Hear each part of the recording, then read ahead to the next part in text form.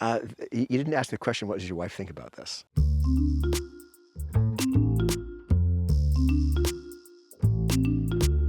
I really don't think it's a great idea, but this is who Chris is. So, what do you do?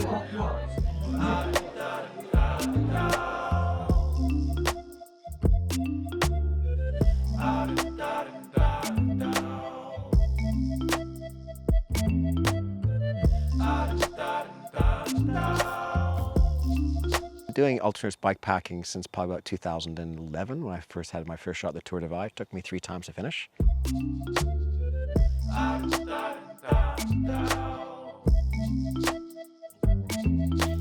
I've done the Transcontinental twice. I've done the Trans-Canada Ultra to Aotearoa twice. First I got the brain injury and I wear a beard to cover all the scarring from the surgeries I had in my face. Second time I finished.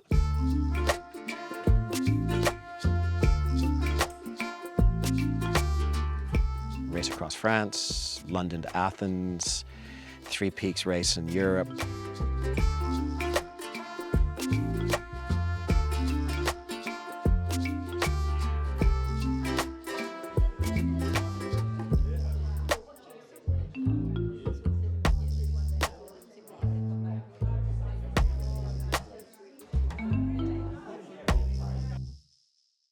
In 2016, I was going to ride the Tour Aotearoa, and unfortunately I got an infected prostate due to an incompetent doctor. And as a result, I wasn't allowed anywhere near a bike for 6 months. So at that time I thought, you know, it'd be a really great adventure to ride around the world, and my wife Lisa encouraged me to do this. So I designed an amazing route to do the around the world cycle trip. And then once I got healthy, she says, yep, that was a good distraction, you'll never do it. And I said, what do you mean? She said, no, that was just to keep you entertained while you were depressed since you couldn't ride your bike, but there's no way you're going to do it. And so the idea has been stewing, obviously, for a decade. And a bit of context, I grew up in Canada, hence my accent, and I've lived in New Zealand for 40 years, and I currently live in Golden Bay at the beach in Pohara, and Golden Bay is as nice as it sounds. The roads are lightly trafficked, the scenery is just stunning, and the weather's fantastic. However, in 3 weeks from today, I'll be in the desert somewhere outside of Samarkand in Uzbekistan, which will be a fundamentally different experience. And so I'm kind of going from the sublime, beautiful New Zealand to the first 12,000 kilometers, probably 7,000 kilometers of desert riding on the order of that through Central Asia, China, and Australia. So that'll be a bit of a change of scenery for me. To prepare for something like this, there are 3 aspects to it.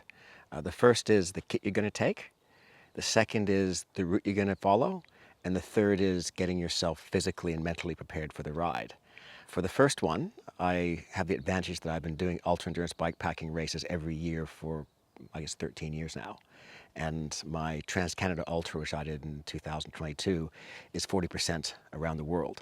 So I know what's kind of required kit-wise to do something like this. Having said that, I spent a lot of time refining it.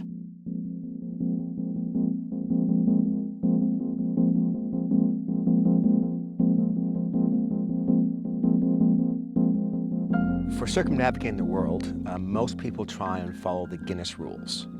And the Guinness rules actually are pretty simple in principle. You must travel 29,000 kilometers in one direction. Everyone goes from west to east, except Juliana Buring, who went from east to west. And everyone said to her, you're going the wrong way, because the prevailing winds are from the west. The second rule is that you must go through 2 antipodal points, and they are, I think, Beijing and Santiago or Madrid and Wellington. So obviously, I'm in New Zealand, so Wellington's the choice. In fact, most people choose that one. I think it's important to understand about the world record routes because there's 2 fundamentally different approaches. Mark Beaumont did an interview on this where he basically said that if you want to follow the spirit of the adventure, you should be able to put your route on the wall of your lounge. It looks like you've ridden around the world. If you think about riding around the world in its simplest sense, you want to be able to look at a sort of a wall map and it look like a circumnavigation. Both times I've been around the world, they're pretty faithful to that idea of what looks like an unbroken route around the world, albeit you can't cycle across the oceans. Mark Beaumont and Jenny Graham both went across Russia and then Mongolia and China. Andrew Nicholson from New Zealand, he went across Turkey and Georgia and then India and down to Australia.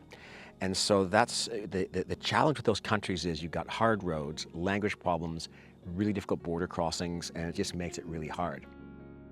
Now, if you want to go for a fast route, you avoid Asia, and that's what Lael Wilcox did last year. And so when she did her world record run, she basically was going for the fastest time, and you do that by really avoiding Asia. One of the things related to the Guinness records is that they don't differentiate between supported and unsupported. Now, supported is when you have a vehicle with you, and when Mark did his sub 80 day, he had several vehicles with him to support him to do that. So all he had to do was get in the bike and ride every day, and which was a huge challenge. I mean, he did like 400 kilometers every day. It's just mind-blowing what he did there. And Lael, the same thing. She had a film crew with her, and so she was able to have support in her route. So that's what we call supported. Unsupported is what Andrew Nicholson did, Jenny Graham, and I'm trying myself. And that basically means that it's just me and my bike. I've got to find my own food, accommodation, resupply points. If the bike breaks, I got to fix it myself or get to a bike shop to do it.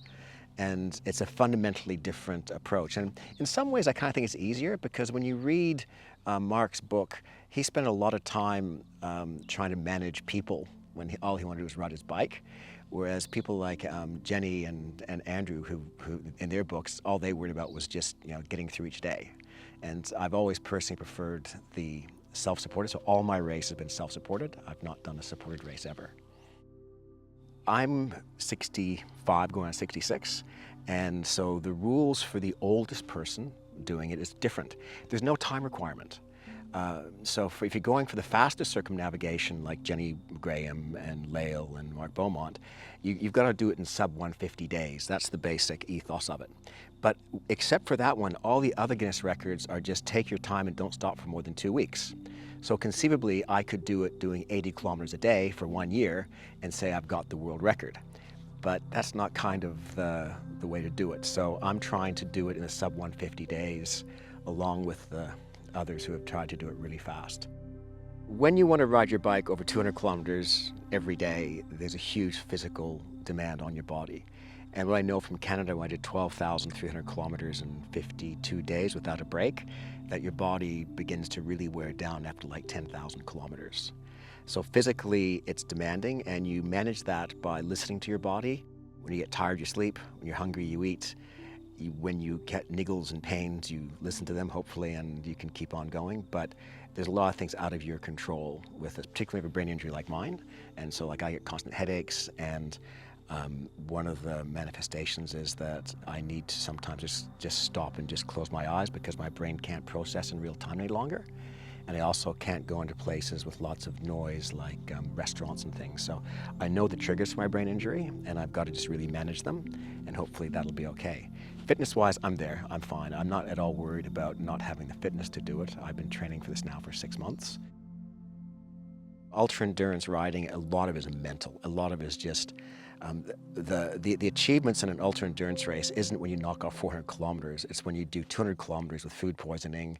You're really tired, you're cold, you're wet, and it requires an awful lot of mental stamina and concentration to do that. But again, hopefully I can manage it.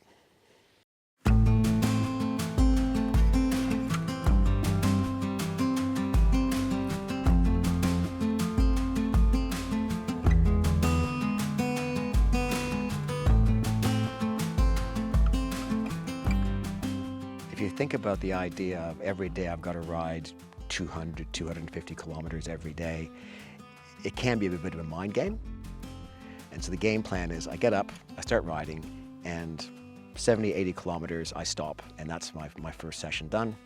Do it a second time, and by that time I'll have a good idea where I'm going to be in the evening, and I've already pre-identified a lot of places along the routes, potential places to stay, and then I have my third session. So basically 3 70, 80 kilometers pushes a day, and that's how I'm approaching it. And so with a goal of sub 150 days, it's only like 450, 3 70, 80 kilometer sessions. Seems quite doable, doesn't it? Easy.